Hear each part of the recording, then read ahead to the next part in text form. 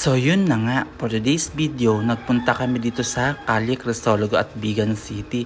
Yan nga guys, naglalakad-lakad kami. Alam nyo ba, ang ganda ng lugar na to. Kala mo ka nung nasa unang panahon. Shawot!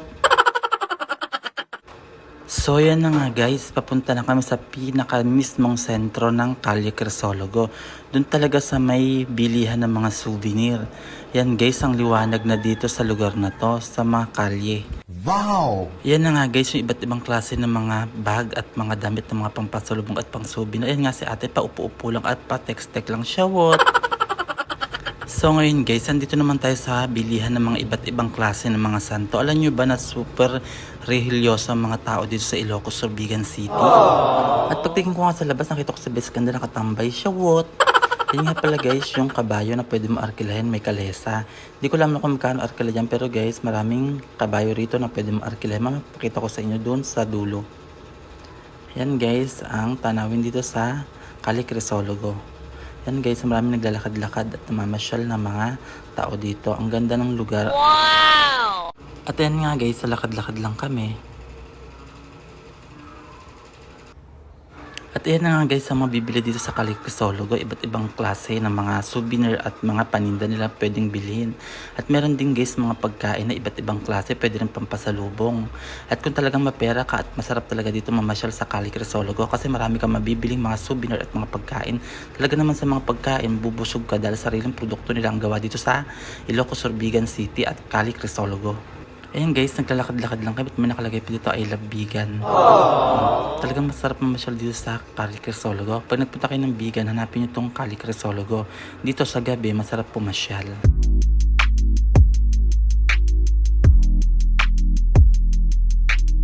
Yan nga pala sinasabi ko kayo ng mga kalesa na pwedeng arkilahin. Yan, ang ganda guys ng kabayo. Oh. Tapos yan, meron pa dyan. Tapos dun sa gawidon, meron pa. Yan, tumatango-tango pa talaga yung kabayo. Kala mo na, intindihan namin sinasabi ko. Siya, what? Ayan nga guys, naglakad-lakad ulit kami dito. At wala naman tayong ibang gagawin kundi maglakad-lakad lang dito. Siya, what? Ayan nga guys, nakakita naman kami ng kabayo. Ayan, yung kalesa. Ayan guys, ang ganda ng kabayo. Kulay brown at saka isang kulay white. Wow!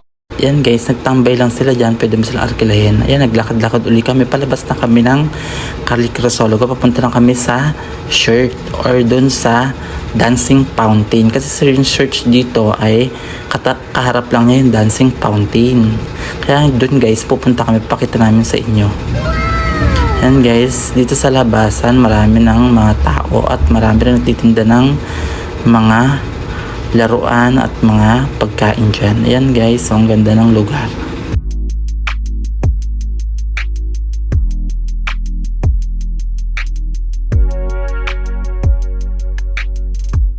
Ayan guys, tingnan nyo yung lugar. Ang ganda talaga. Kahit saan ka tumayo dyan, pwede ka talaga magpa-picture sa ganda ng lugar. Wow!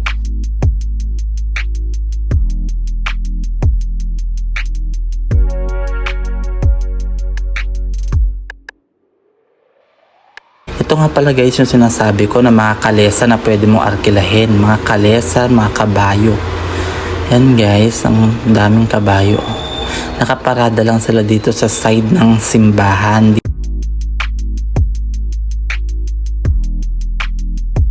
Ang gaganda guys ng kabayo tapos malalaki. Yan, pwede kang umarkila dyan kahit saan dyan pwede mong arkilahin.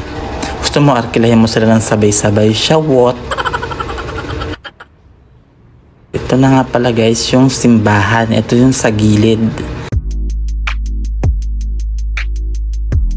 Guys, dito naman yung park. Yan, pwede ka rin tumambay dyan.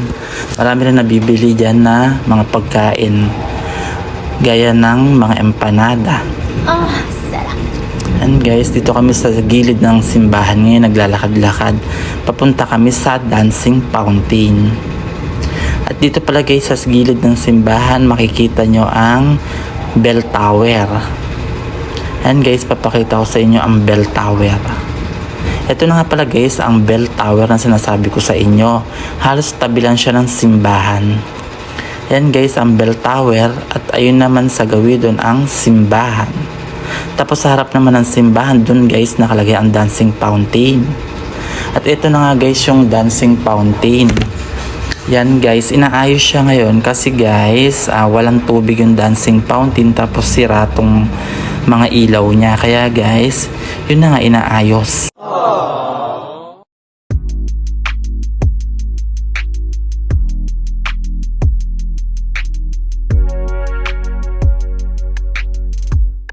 Kasi itong swimming pool guys, wala siyang tubig. Ayan, tinanggalan muna na ng tubig para linisin at ayusin yung mga ilaw. At syempre guys, kapag nalinis na yan, lalagyan na ng tubig. Siguro guys, pag nilagyan ng tubig ito mga 1 linggo bago malagyan ng tubig. Pero guys, kapag nalinis na nila at nalagyan na ng tubig, bibidyo ko ulit para makita nyo. I-update ko kayo kung anong itsura ng dancing fountain kapag meron ng tubig. And guys, ang dancing fountain, wala pa siyang tubig sa ngayon. Update na lang ako sa inyo kapag okay na ang dancing fountain. Ayan guys, ang itsura ng dancing fountain kapag wala pa siyang tubig sa ngayon. Pero guys, update ko kayo kapag may tubig na siya. Yan guys, hanggang dito na lang muna ang ating vlog. Salamat sa panonood. Thanks for watching.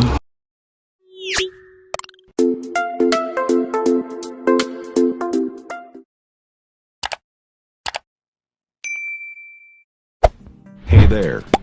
Subscribe to my channel. And also press this bell icon.